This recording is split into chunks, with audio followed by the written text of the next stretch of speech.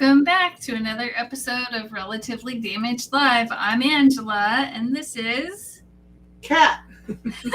We got it down today. The live shows are currently streamed on Mondays to YouTube, Facebook, Twitch, Twitter, and maybe one other place I can't remember.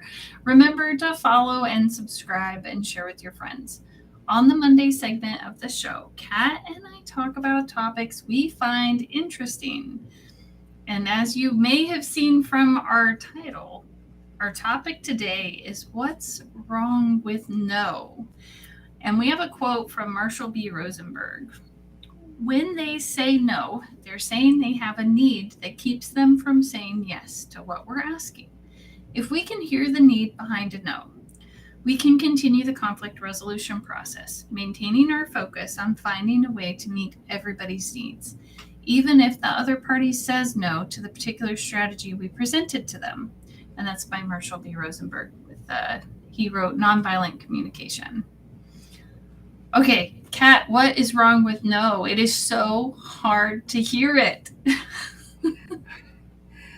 Well, it really is, especially if you're expecting a yes. And what's really funny about it is, and I'm going to take the opposite, a lot of times if we're expecting a no, we don't even want to ask the question. Yeah. And, in that case, I try and tell people, well, if you don't ask, the answer will definitely be no. Yeah. That's true. How many times have I talked myself out of even asking? Right. Because you think the answer is going to be no. Mm-hmm. And, that's the whole thing. I think it all exists in expectations. Mm-hmm. You go to a meeting at work and you have this great idea and you thought it out, or you think you thought it out, and you present it and they're like, no.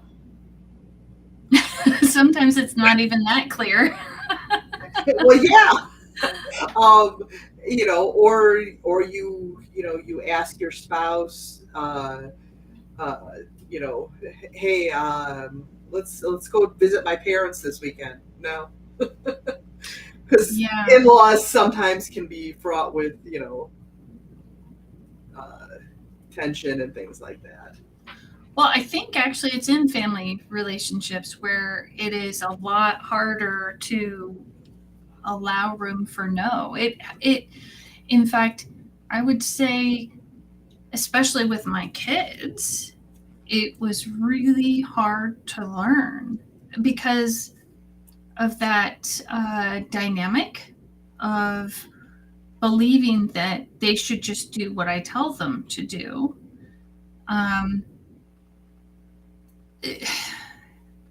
Because I'm in charge, Who hasn't used the because I said so as a parent? I don't know, but it's hard. It is really hard, especially when shifting to allowing room for no. Yeah, I'm just going to take these off today. It is really hard to do that. I even think now, it's kind of funny. As a kid, I was very conditioned. You don't tell your mom no. Right. And so even today, it's hard to say no to my parents. It's hard to say no to my mom. And which is really funny because my mom is in this habit of every time I go there, she gives me something to take home. Okay. It's just weird. And, I'm like, no, I'm like, Mom, I don't need that. No. Mm-hmm. I think it's her way of showing love or something, like, here, I'm giving you something to take home. And, that's a kind of like a silly little example, but it's very hard to say that when there's a power relationship. Same thing. If you're the boss, if you're the boss of someone, or someone is your boss or you're their boss, It's actually hard in both cases. It's hard to be the person saying no if you sincerely want to have that communication line open. Right. Because Um, it could just shut down the other person too. Me saying no, the other person could just be like, "What do I do with that?" or just walk away. well, and I think that's what's wrong with no right there. It's the way Mm-hmm. that it's used. Now, when I was working and I had people reporting to me, and they would come to me with an idea and say, "Well, I think we should change this way and do it this way." And I'd listen to their idea, and I would, if I had to say no, I'd say no, but I would qualify it with why I'm saying no. Mm-hmm. Mm-hmm. I understand, like I understand what you're saying, but here are some things that you are not including in whatever you're trying to do. Mm-hmm. It's usually because things were omitted, steps were omitted in a process that were important that needed to be done. Right. Um, and so, or sometimes I'd say, okay, well, let's try it for a bit and give me more data before we make a decision. Mm-hmm. Well, what It's do? Oh, go ahead. Yeah, no, it's that opening of communication. Oftentimes, no closes communication. Right. And yet we inevitably hear it. So, like something that happens inside of me when someone just says no is, and it's just the word no, is this feeling rises up, and it's almost like they didn't even hear me. Um, Mm-hmm. and there's no negotiation at that point, no communication. I'm not sure I want to use that word negotiation, because I think that really the best thing is for us to figure out it's me and the other person against the problem and not against each other. And I think sometimes when the word no comes in, or when someone's not really happy with a conclusion that or how we're going to move forward on something, I just lost my train of thought. It went right out the window. My brain said nope. um, like yeah. I'm gonna stop, because now I can't even remember what I was saying beforehand. This is what happens sometimes with CRPS and pain. And it's okay. I want to say hi to Becky, who's here Yes. this morning. Um, so I like that, not negotiation but communication, because no is like final. Yeah. Oh, that's where I was going. Like when that feeling. Thank you so much. When that feeling rises up, then how do I stay in a place of empathy, so that I can want to understand what the no is about? Because all of us, sometimes the being told no, that anger and frustration comes up, and then I can't even find my way to have empathy for the person so that I can investigate, so that I can understand, and maybe we can create a new, something totally different. Like I remember going to a meeting a long time ago where I had thought I had a solution to a problem. And in this particular meeting, there's always discussion. So it wasn't like a blatant no, but all of the discussion basically said, no, there's a better way. So maybe I need to remember that in that moment that I hear no, it just means that there can be more discussion Mm-hmm. until we both find a solution that works. And sometimes that means I'm uncomfortable and they're uncomfortable Mm-hmm. with the solution. Like nobody gets exactly what they wanted. Right. Um, and it's kind of interesting that you bring that kind of thing up with discussion. I was at a meeting last night, and somebody went against the group norms. something that the group had decided we were going to do, and she went against that. And after we were done meeting, because I didn't want to bring it up in the meeting, I pulled her aside and I said, we've made an agreement not to do that in this meeting. I just wanted to let you know that. To not do what? To not. I don't necessarily. It's not important. Right, but to not. I think I'm trying to understand. Not to do what she did. Okay, so there was a conclusion. And yes, then, the conclusion that the group had decided, right, and the person did something the opposite of that conclusion that the group had decided. Got it. Okay. And so, so like I said, after the meeting, I pulled her aside and said, we don't do that. It was very uncomfortable for me to do that. Right. And it was very uncomfortable for her. And there was immediately this defensiveness. And so I opened it up. I said, next meeting we have, we can bring this up as a topic of discussion.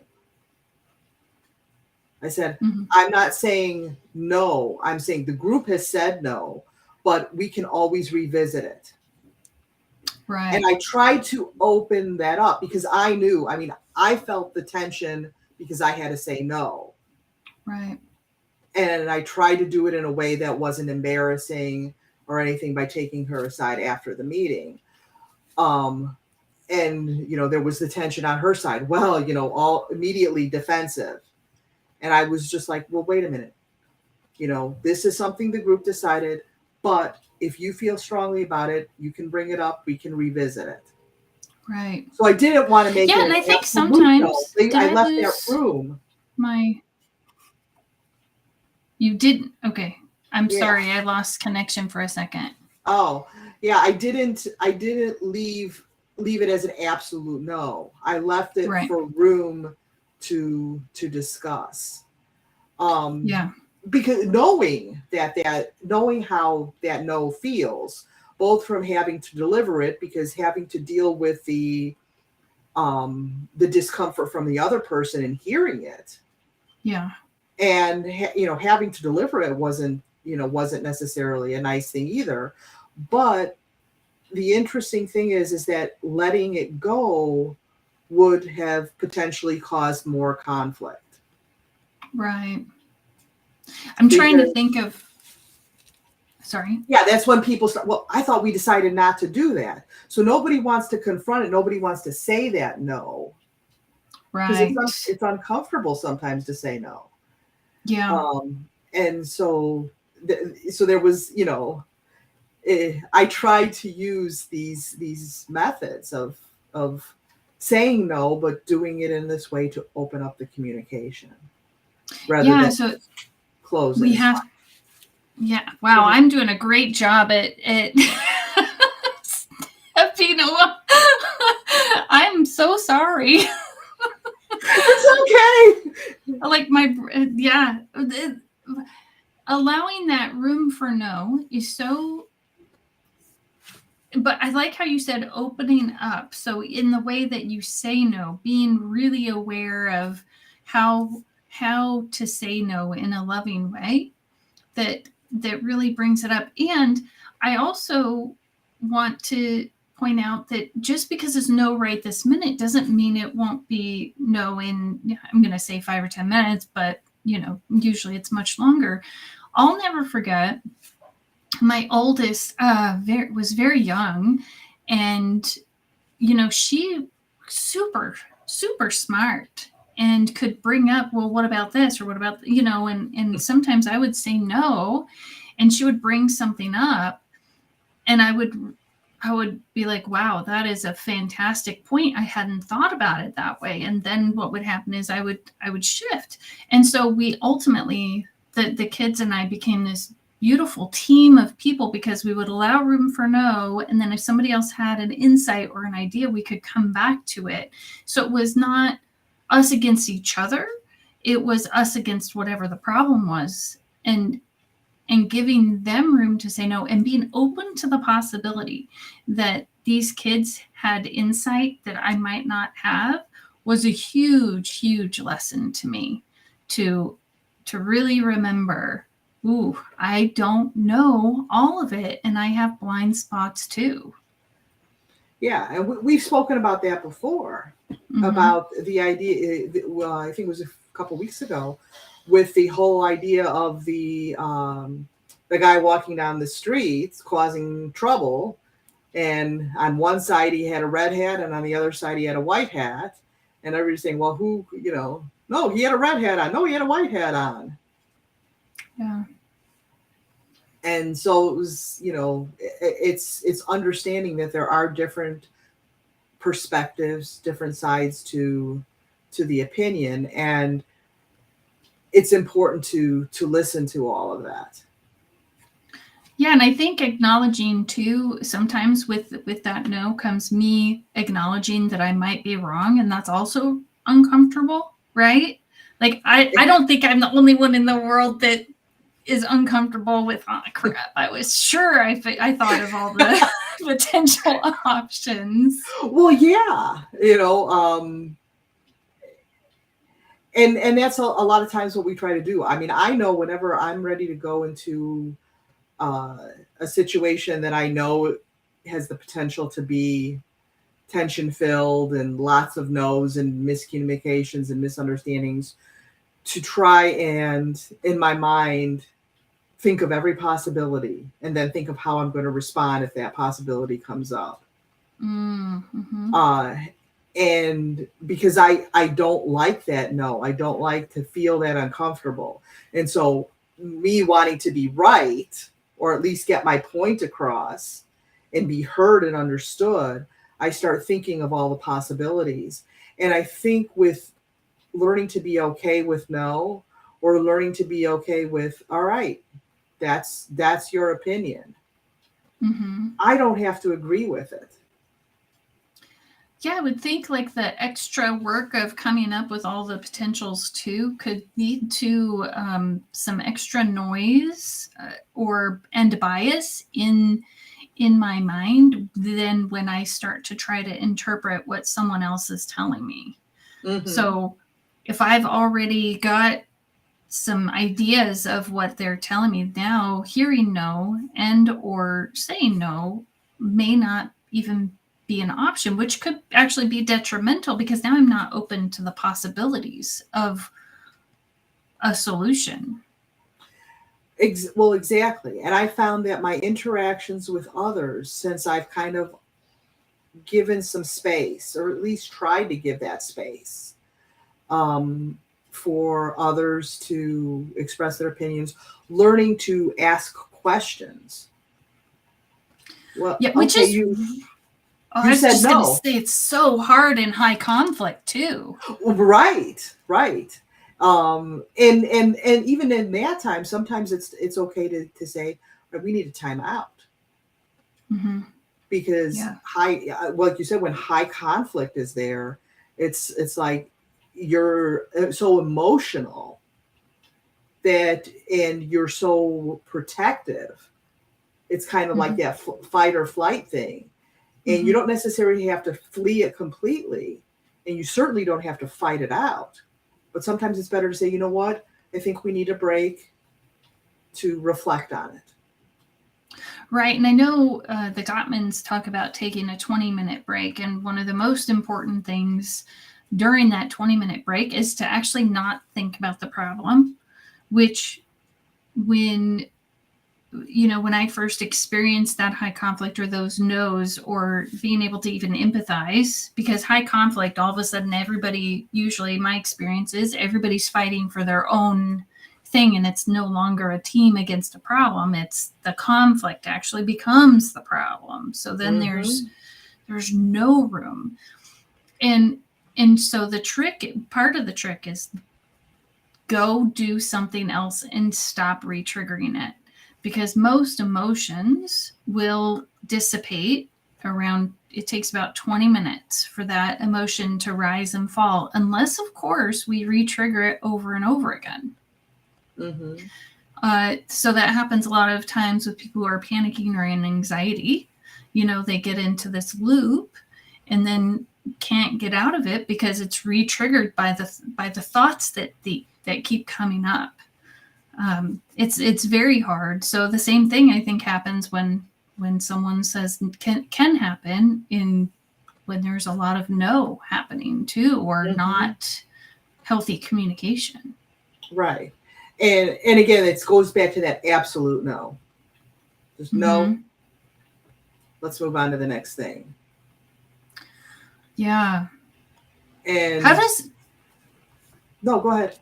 I was going to say, how do you empathize with no? You know, if let's say you ask me a question, I'm like, no. And you get that feeling, then what do you do next?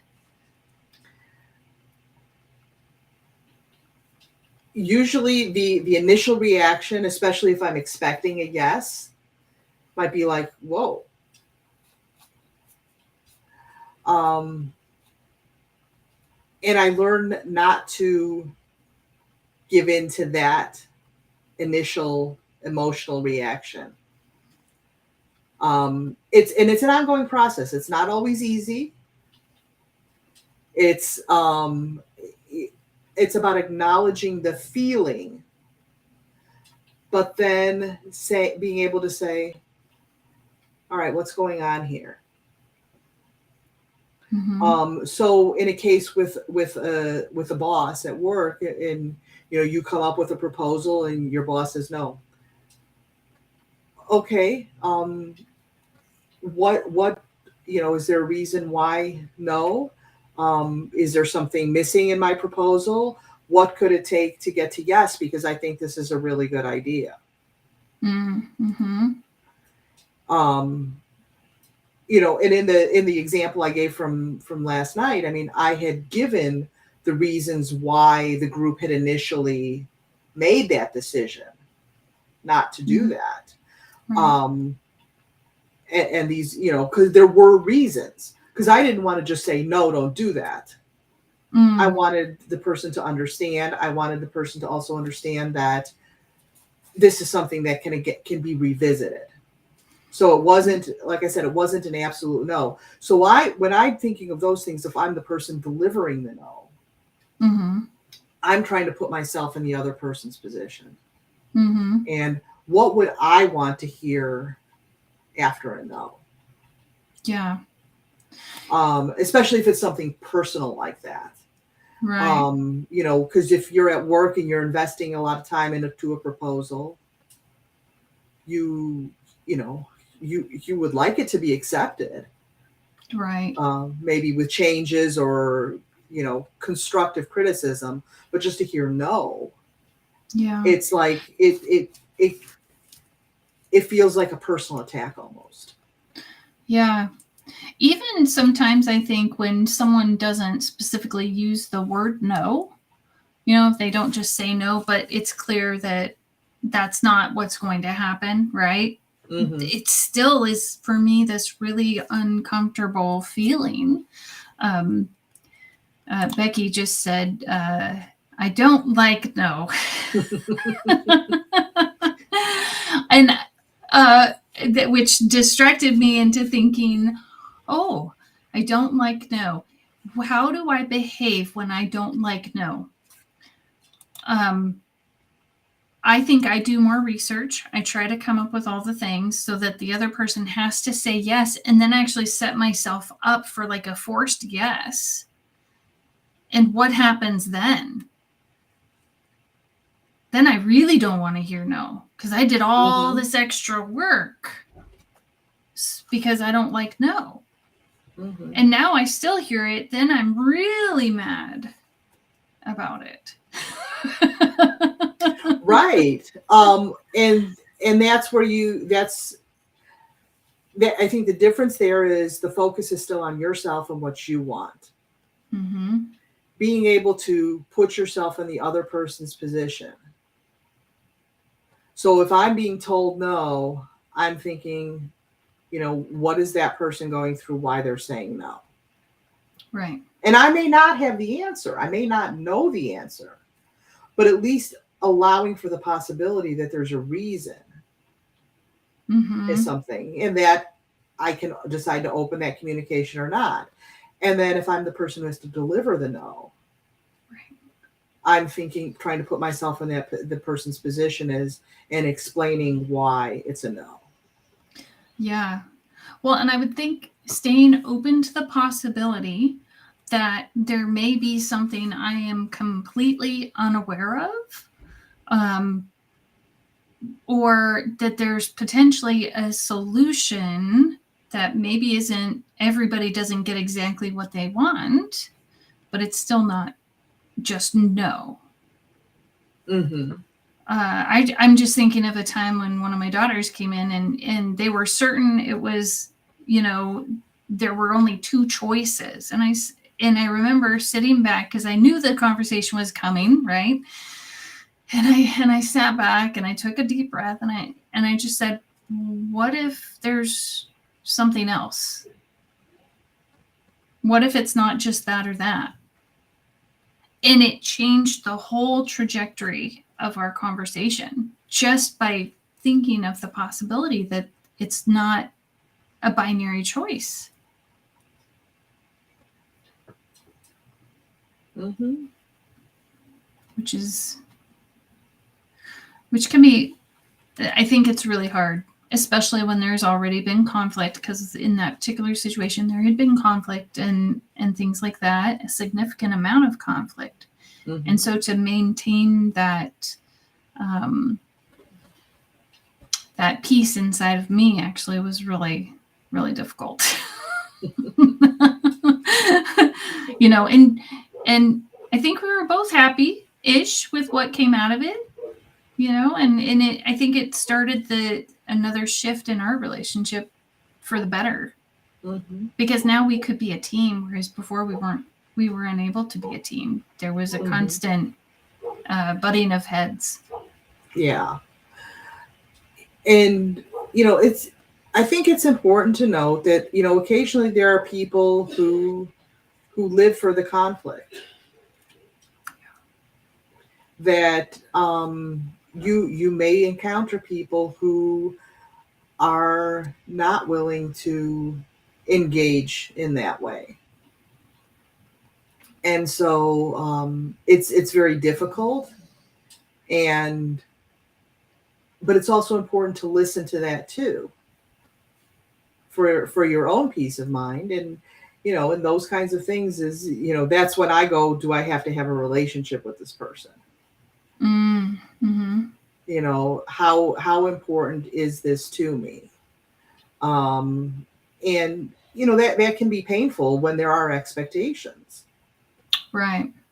But I think most people are willing to be open minded, at least, and be willing to look at that. But again, it's a learned behavior. It's learned. I've taken a long time to learn to allow for the no, and I'm still learning. I don't always get it right. Well, it is hard, right? And like you were talking about conflict, I mean, as soon as the conflict takes over, even then, but sometimes what someone says also can trigger, like if there's a no, it triggers something inside of me that is or hits a nerve. I'm trying to think how to explain it, of a past wrong or a past something that then I've got to figure out how I'm going to work through just because of that no. So sometimes I'm grateful that somebody said it, even though not in the moment. Well, let's be clear. I just want to be clear. I do get angry in that moment, like, how dare they? But when I really look at it, it actually gives me an opportunity to look deeper inside of me and go, okay, what is this really about? When they say no and I feel this way, it's usually not as simple as I'm just not getting my way. Usually there's way more underneath it than that. But I'm responsible to investigate that inside of me, and hopefully can communicate that I'm doing my best to work that out, and also be able to have enough empathy for the other person that maybe they can feel safe enough to investigate what's happening inside of them too. Mm-hmm. But I can never depend on it being the other person that will start that. And I think that was kind of my point in that whole thing, is that sometimes people aren't there. And so it kind of, the idea of letting it begin with me, being the person to take that first step to have the empathy, because I can't put it on other people. Well, you should do this, you should do that. No, I have to start it. Yeah.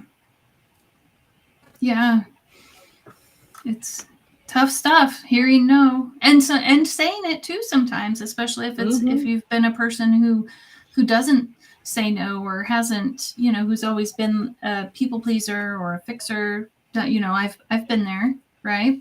And as a person with disabilities, I know for me it's also really hard when I've done everything that I can to a potential point, and then I'm told no. Talk about the feelings that come up for that. So, right. So I have to look at it as, sometimes I have to be like, okay, I need to reach out to other people, either have the conversation or start reaching out. And can that be good? Yeah, I think it can. Mm-hmm. Well, and it's interesting that you bring up, with a disability, because one of the things is you've said this before, is that you have a certain reliance on others, because there are some things that you cannot do for yourself. And I'm, finding the older I get, and my infirmities are adding up, I'm finding I'm having a harder time doing certain things. And some days, if my issue flares up, I can't open a jar. Right. Is it harder to accept no? When I really want a pickle with my lunch, and nobody's willing to open the jar for me, I'm very disappointed. But yeah, I say that in jest. But yeah, that is really hard, to be able to accept that no. Mm-hmm. Yeah. And it's part of life. Yeah. I feel like there's so much more. I know we're also over time, of the different types of situation. When I say that, we're learning to accept no, and maybe even learning to say no, depending on where someone is on that spectrum, can be helpful. And then learning to empathize on it. Mm-hmm. And I just also want to apologize to our watchers today for my brain being not, I feel like I've been a little bit all over the place today. I think we all have empathy for you. We may not actually understand since we don't go through it, your condition, but I certainly have empathy for it. Oh, thank you. And I got your back. You do, because when I can't remember, you say you pick up on it. Or there we go. Forget what I'm saying. So thank you so much. Any last thoughts before we close out this show today? I think we're good. Just what's wrong with no? Nothing's wrong with no. It's only wrong when there's no empathy. Yeah. Thanks so much. I'm Angela, and I'm Kat. We're gonna get it down. Okay, I'll do it again. I'm Angela. And I'm Kat. And we'll see you next week. Bye. Bye.